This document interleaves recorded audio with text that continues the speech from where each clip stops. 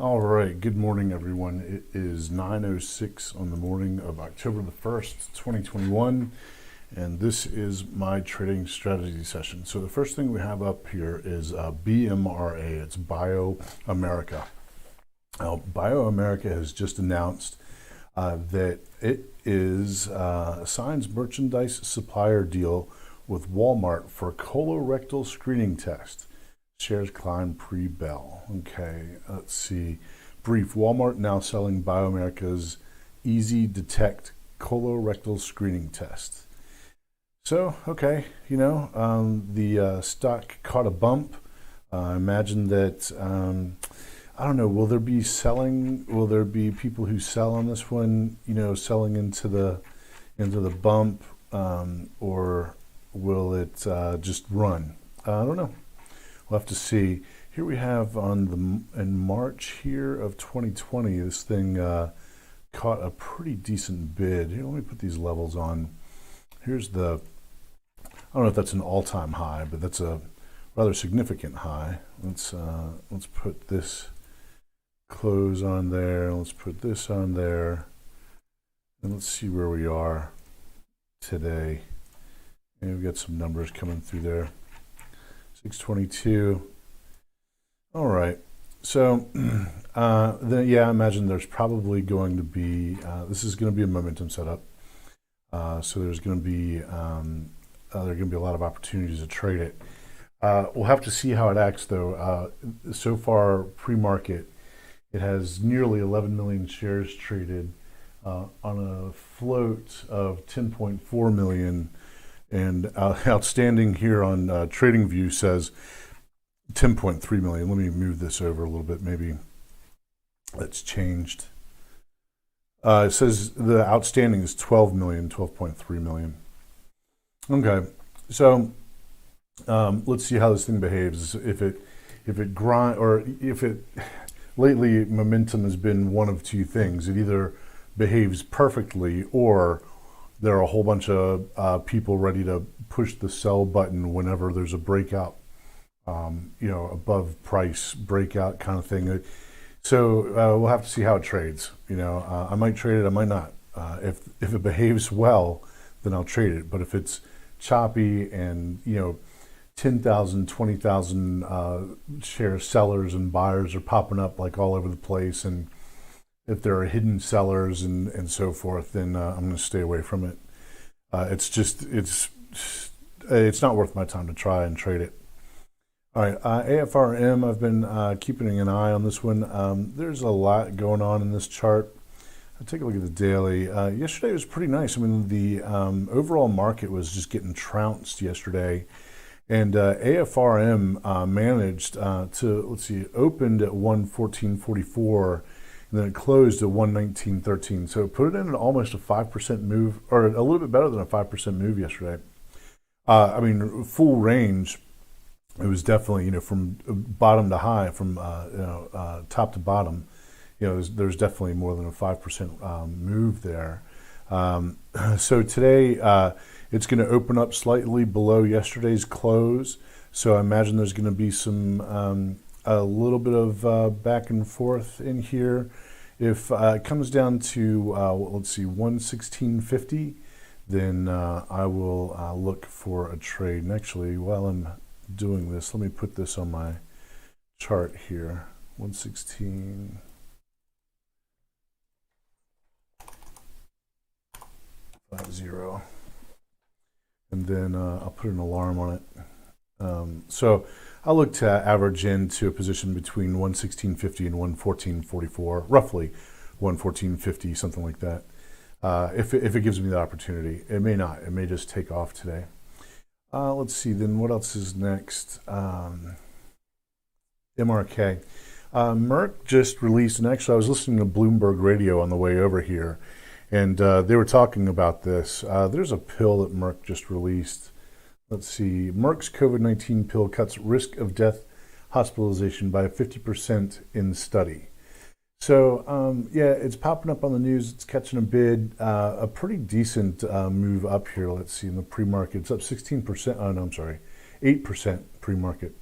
So I threw a fib on here between where it's going to open. I'm going to keep moving this until it opens, and then look for a pullback and play the pullback. Play for the push through the open or the pullback and rise back up above the 75% level that I like to use, or look for an opportunity to average in between the 61.8 fib and the 50% level. NVAX, so NVAX here is starting to roll over. This is a pretty much a Wyckoff formation right here. And let's see, before pre-pandemic, NVAX was going for, $3, $4, $5 a share. So I think as the COVID-19 trade kind of winds down, we're going to see things like this wind down as well. Let's see how many shares outstanding it has. It's hard to see. 75 million shares outstanding. So yeah, and that kind of goes along with the reopening trade too. Look at Zoom here real quick. Pop it over to Zoom. Yeah, Zoom is, look at it, I wish I had looked at it a little bit more closely. It looks like it's breaking down this support, below the support line here. It was a high flyer when, there were shutdowns and so forth, but yeah, all right. And then again, PALT, here we are with PALT. I've missed some pretty good opportunities to trade PALT on the 29th of September. And then yesterday it put in this move here. This is really toppy. Inside of this area, sellers control this area.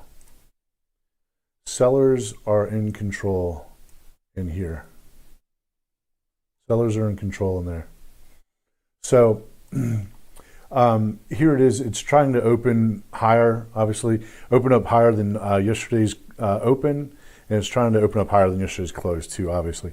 So I have an alarm on it. If it makes it past $15.20, then this thing has momentum. Otherwise, I imagine that it's probably just going to sell off again today. Until buyers really show up to push this thing much higher, sellers are in control. Okay, but it's on watch, so I have it on watch. The broader market here. So yesterday, pretty interesting here. Let's see. This low that was put in on the 20th of September after a gap down on, this is the SPY, it closed below that. So the 20th of September's low was 428.86 cents. And then yesterday it closed at just barely below, but it closed, oh no, I'm sorry, it didn't close below. Okay, it closed above. It closed at 429.14. It actually did punch below by just a few cents at 428.78. So there's support in this area. Buyers are showing up right here. This looks like it's trying to roll over. What exactly happens here? I don't know. How exactly everything shakes out. I'm not sure. Let's see. In the meantime, though, I think that until the SPY pokes its head back up above 431.06, things are looking bearish. It's not a bear yet, but it's looking bearish. A close below 428.86 will be kind of a lead into seeing lower prices.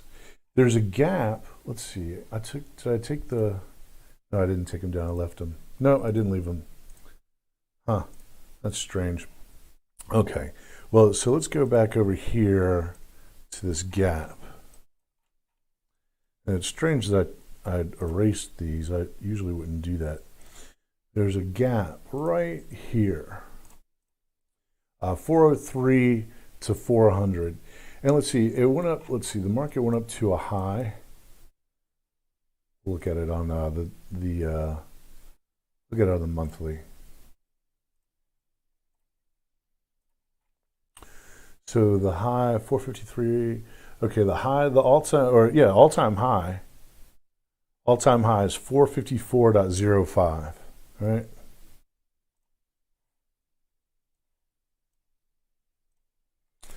So 454.05. And if we're going to see a 10% correction, right, times 0.9, that takes us down to 408.65. So, if we see, let's say we see say we see a 12% correction. There we go. So, there we go, fill the gap. Perhaps that's what's on, that's what's on the menu. Perhaps this gap down here. Where'd it go? Yeah, right here. This is the monthly. Let's go back to the daily. This gap down here, 403 to 400. Okay. I mean, heck, if we get a correction, that gives us room to run. So I don't know. Why not? We'll see what happens, though. Bitcoin, boy, oh boy. If Bitcoin here, this is a big breakdown candle. We're at the top of it right now. Let's see. The very top, let's put it on the open. The open of this big breakdown candle is 47,257. If we opened right now, we would open above this open. So Bitcoin is, if this thing can recover, first it has to recover this roughly this 48,000 area. And then if it can recover the 52,000 price area after that, watch the hell out. If it breaks down below 42,000, let's see. I did put another vertical line. This trading view is I have my complaints about trading view. All right. Anyway, I had put another one of these blue lines out. If it breaks back above this 53,000 level roughly here, then Bitcoin is look out. I'm talking 200,000, 250,000. It would be crazy for it to break out above that. It would be crazy. I will have never seen anything like it. All right. Enough about that. The dollar is getting weak here. Let's pull up the dollar. Hey. All right, there we go. So the dollar is finally showing some weakness here. And that's good for commodities. It's good for everything, really. A strong dollar,